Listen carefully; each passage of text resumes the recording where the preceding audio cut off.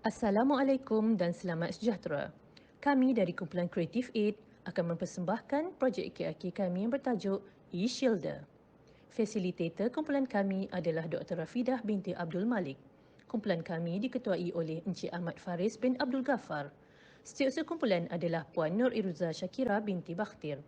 Ahli kumpulan kami terdiri daripada Encik Ibrahim bin Tahir, Encik Muhammad Faizal bin Muhammad Ikhwan, Encik Syahrudin bin Abu Hassan, Puan Azlina binti Besar dan Puan Syakila binti Ramli.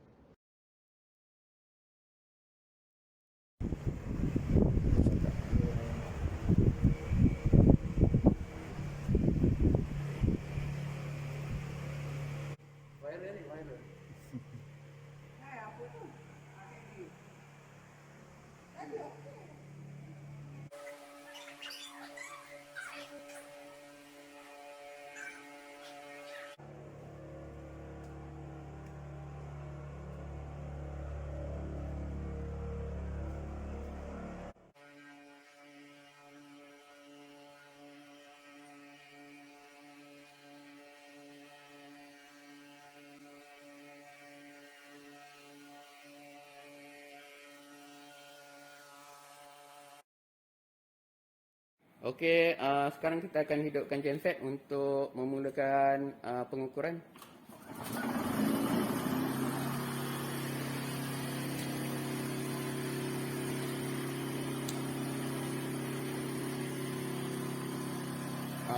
Apa yang berlaku adalah apabila kita hanya menggunakan genset, kita boleh nampak ada gangguan dekat sana. Ada beberapa frekuensi yang telah meloncat naik ataupun spike. So spike tu kalau kita gunakan setup ni sebagai pengukuran, tidak boleh digunakan sebab ianya akan memberikan bacaan yang salah. Oleh itu, untuk menyelesaikan masalah ini, kita akan filterkan genset ni menggunakan kaedah inovasi daripada shield fabric. Pengujian elektromagnetic compatibility yang dilaksanakan di lapangan kerap mengambil masa yang lama dan menghasilkan keputusan yang tidak tepat akibat gangguan elektromagnetik ke atas peralatan pengujian. Ini menyebabkan proses kerja pengujian EMC di lapangan tidak efisien. Daripada permasalahan ini, kumpulan Creative Aid telah ditubuhkan untuk membangunkan eShielder bagi mengatasi masalah gangguan elektromagnetik. Berikut adalah pembuktian penglibatan daripada pihak pengurusan tertinggi.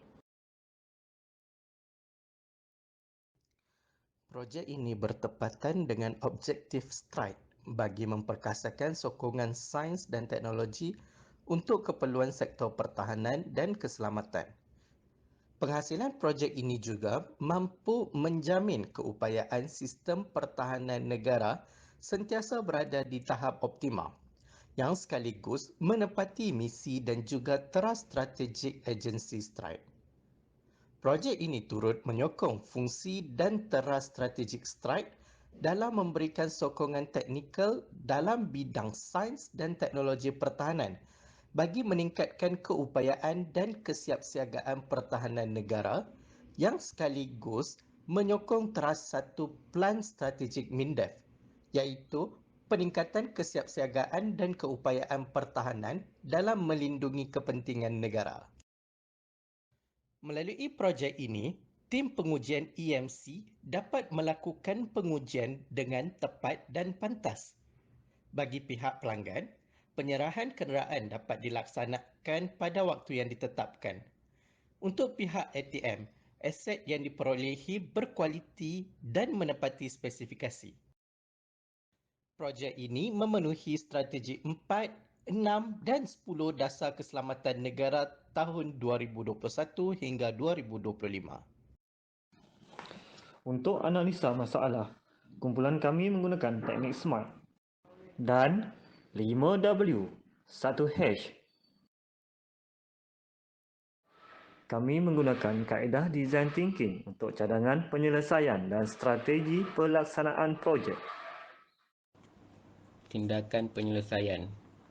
Bagi menyelesaikan masalah yang dihadapi, kumpulan kami telah bersetuju untuk menggunakan kaedah shielding terhadap punca masalah. Dengan itu, prototipe pertama telah direka dan dibina. Prototipe ini menggunakan stainless steel mesh sebagai bahan kepada shielding.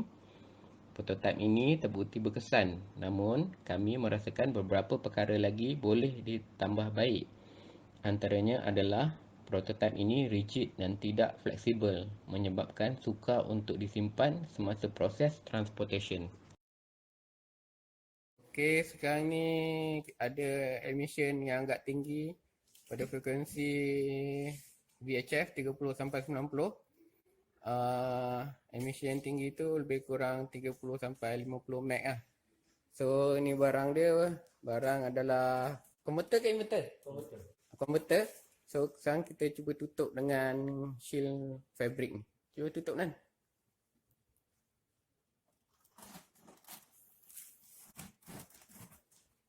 Okey, bila tutup dia hilang.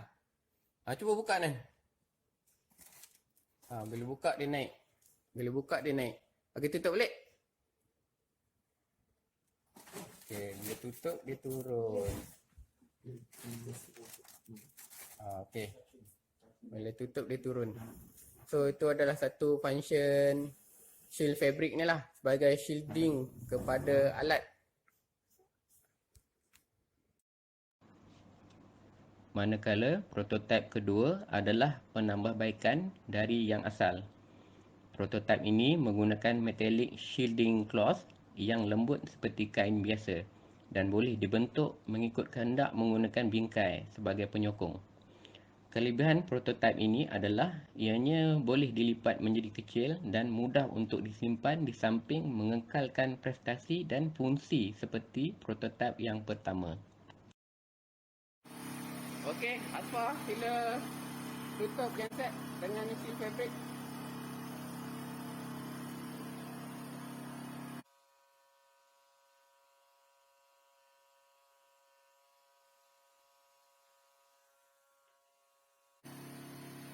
So, daripada result yang kita tengok sekarang, apabila kita telah menggunakan shield fabric, gangguan yang tinggi tadi yang mengganggu bacaan ini telah hilang. Bila dalam keadaan yang ini gangguan dah tak ada dan kita dapat garisan yang cantik, tak ada spike dekat mana-mana frekuensi, barulah pengujian seterusnya dapat dilaksanakan. Dengan ini membuktikan bahawa penggunaan kaedah shield fabric kepada sistem pengujian di lapangan kita membantu untuk menyelesaikan masalah interference daripada genset kepada sistem pengukuran kita.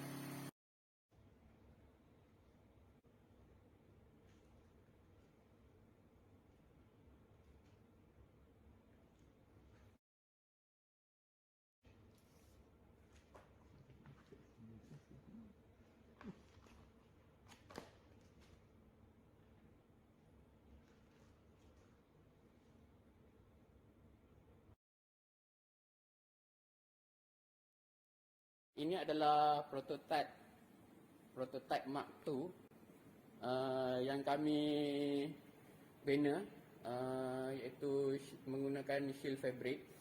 Namun prototipe Mark II ni kita boleh perbaiki lagi dia punya design. Antara yang kami akan perbaiki lagi adalah ketinggian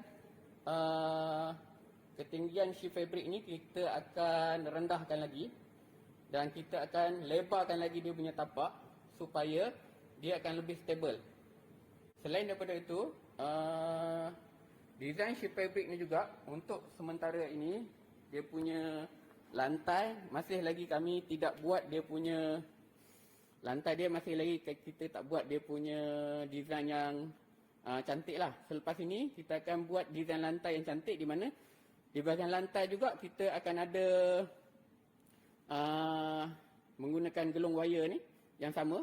Kemudian kita akan ada lagi satu kotak gelung wire yang kedua di mana kita akan tutup saja.